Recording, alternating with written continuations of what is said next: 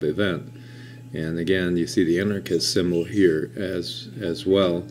And this is, again, this is violent clashes after a speech by the founder of a far-right group. And the police say they are reviewing video and may make additional arrests. And this is what we were talking about last night too, these far right, far left, extremist quote-unquote groups that are trying to, or actually that are probably being manipulated by powers and creating the violence that we are now seeing.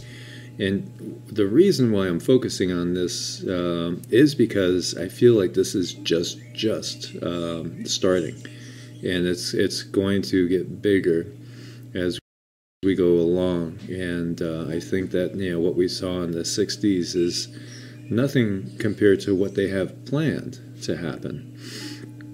And this is part of a bigger plan that's going on, as we've seen so many different things happen. And, we're going through tremendous earth changes. Obviously, the political situation has been very tense for a long time, and we touched on that before.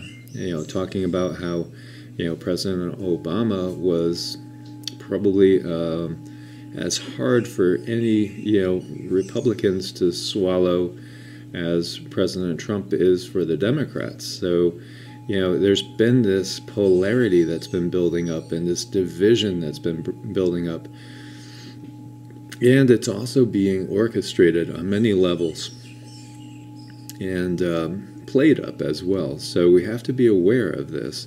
Vandals left a note after vandalizing the Metropolitan Republican Club, as we see the letter here, and you see the anarchist signs here on it, and it's on the doors.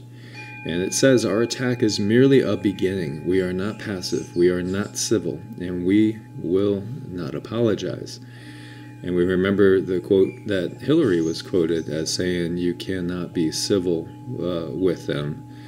And coming from somebody that has been at the very top of her party, running for the presidency, even if you later try to pull that in and rein that in, just saying you cannot be civil, that's almost like a setting your people off to war, to say that you cannot be civil with them.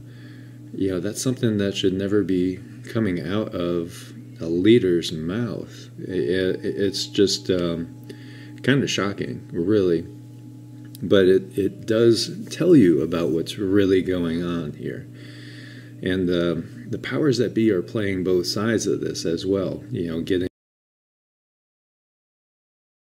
the left against the right, getting the right against the left, creating this fear, and it's going to keep building. We could see that. And right here, actually, Cox said the attacks on the buildings can lead to attacks on people, and some of the same words in the statement, "We will not be civil," were used by Hillary Clinton recently. And that was that a mistake, a flub, or was it premeditated and a sign to go ahead and create anarchy? Because some will take that, in that light. They will take those words and say, "Oh, okay." Because some just have that spirit in them, that destructive spirit that wants to just tear things up. So here we call upon Mrs. Clinton, we call upon Governor Cuomo, and upon Senator Schumer and Senator Gillibrand and all Democratic officials, whether elected or not, to condemn this act of violence. And everybody on both sides should condemn it, because this could get way out of hand. And as we know, there are powers that be that want it to get way out of hand. So, moving over here, we have Netanyahu. Hamas should expect a very painful response from Israel. And, there's always a very painful response from Israel to anybody, whether it's Gaza protesters or not. As we've talked about, it's not even an eye for an eye It's 10 eyes for a fingernail in so many cases. And after an especially violent weekend, the Prime Minister used the cabinet meeting to send a warning to Hamas. And some are surprised that he's still in there. If you follow Benjamin Fulford, you know, he outrightly calls Netanyahu a Satanist and, you know, totally evil. And he certainly is not a warm, fuzzy guy, at least not for most of the world, you know, maybe to his own family. He's a big, warm, fuzzy teddy bear, but that's not really, looks more like a grizzly to the rest of the world in his actions. And so, again, this is a sign of the times and all that we see. So we have thousands lining up for zero down payment, subprime mortgages, and this is a because if you look at it, things are slowing down in the housing industry, and they were running so fast, so strong, full steam ahead, and there are signs. There are most definitely signs things are slowing. Things are starting to deteriorate in many ways economically. So even though you have, you know, you've had the Dow at record highs. Of course, last week, you know, was not a good week for the Dow. There are a lot of deep signs going on that things could get kind of rough. You know, it could be a rough road ahead, and you know, many have talked about Nasara and basically, you know, a financial reset, and we could be getting ready to go there. We were just talking about in last night's video, cryptocurrencies possibly being the new currency that gets adopted. We'll see. When you get down to it, you know, there's so little actual cash backing up the numbers, and then again, you know, we're not on the gold standard, so it's not like there's actual gold backing up the fiat currency. And then of course, you know, when you look at it, you know, it's such a small single-digit percentage that you actually have cash to handle. So, you know, if there's ever a run, you're going to have like 93% of the population, or 93% of the money is not going to ever be handed out because it's just not there. And they could start printing, of course. You know, it's definitely a good reason for people to take stock of what is going to be valuable going forward as we go through these times. And, you know, adjust yourself accordingly. So borrowers can have low credit scores but have to go through an education session about the program and submit all necessary documents from income statements to phone bills. They must go through counseling to understand the monthly budget and ensure they can afford the mortgage payment, and the loans are 15 or 30-year fixed with interest rates below market, about 4.5%. So yeah, that sounds great, but you know what? When we have things like this happen, usually the rug gets pulled out from under your feet shortly thereafter. And some things can trigger it, including things like this. So we have to be very, very cognizant of it. It does feel in so many ways we're staring off a cliff right now. And, you know, again, caveat emptor. CNN poll, more see President Trump win likely as Biden leads the crowded Democratic field, and looking forward to the next big election, which, you know, will start off in earnest in just another year. Americans are becoming more likely to think President Donald Trump will win a second term in office, while Joe Biden stands atop the crowded field of Democrats, perhaps looking to replace him. So you have Biden and Bernie, who are both, you know, quite up there in age now. And then you have a bunch of younger ones behind that, you know, but no real support, like Kamala Harris, you know, or Elizabeth Warren, you know, who Elizabeth Warren was looking like she was going to be the darling of her party, but, you know, that hasn't materialized. And John Kerry, really? Yeah. And then you have Mayor Bloomberg, and Texas Congressman Beto O'Rourke, you know, who is somebody to keep an eye on him. But we'll see. And you know, there's nothing there, I don't think, that really excites anybody on the Democratic side too much. But one name that is not there is Hillary Clinton, and that excites just about everybody pretty much, I think, after everything we have seen.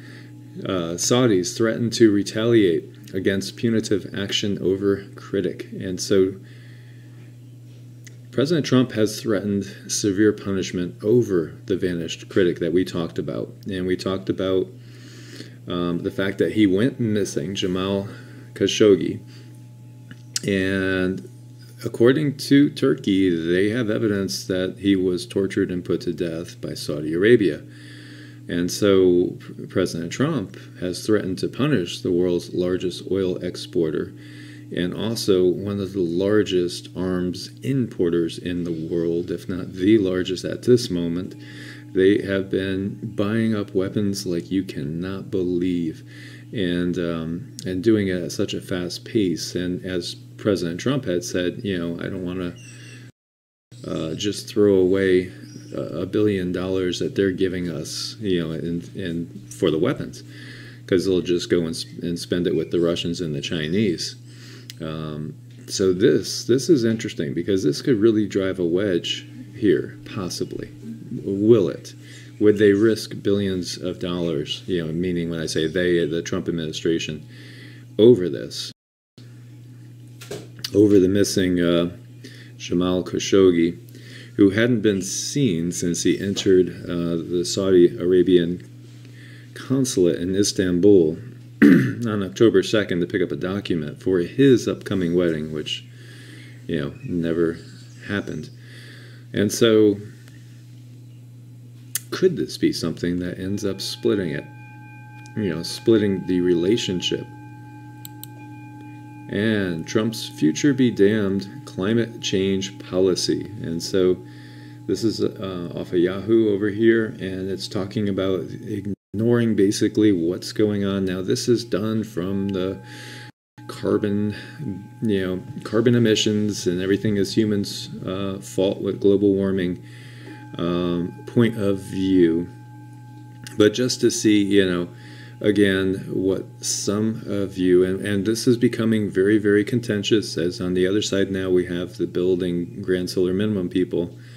And obviously, I mean, I've never bought that everything that we're seeing is completely done, you know, due to carbon emissions. Is man poisoning the planet? Oh, hell yeah. And, you know, are some of the natural disasters we're seeing either karmic retribution or a direct result of what man has done? I'm sure, absolutely, you know, without a doubt. You know, we're not living in a symbiotic, harmonious relationship with the planet by any means. And so, you know, yes, that is definitely the case. However, here, you know, basically they're talking about a 7-degree increase in temperature by 2100, and you know, basically we're all going to be flooded away from rising oceans due to all the ice melting. And as it says here, Trump, who was born in '46, can afford not to worry about sea level rise in the year 2100. If worse comes to worst, he can always find a golf course above the flood zone. You know, so, you know, are there issues for us to face? Of course, and that's what we've been screaming about, is the fact that we don't know exactly how much of this is man-made, and we don't know how much of it is a natural cycle. And if it is a natural cycle, you know, does that include there being these extra solar objects, you know, that are coming in from somewhere else, or, you know, were they here all the time, and perhaps we just come in close proximity to, whether you call it Nibiru or Nemesis or Planet X. You know, is that part of what's going on as well? There's a lot of question marks that we really don't have the answers to, although we definitely have a lot of signs that these are extremely unusual times. And this is Tyler Durden from Zero Hedge, and he does come up with some really interesting articles, and this was sent in by Deborah, and so thank you, Deborah. And the article is, Trump is right, the Fed is crazy, and here's 101 reasons why it should be shut down.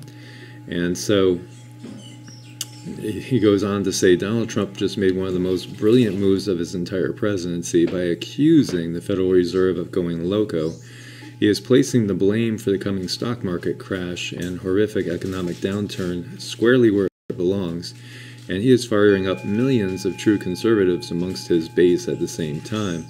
For many, many years, a lot of us have been trying to educate the American people about the deeply insidious Federal Reserve System. As Ron Paul once so astutely observed, it is actually about as Federal Express is.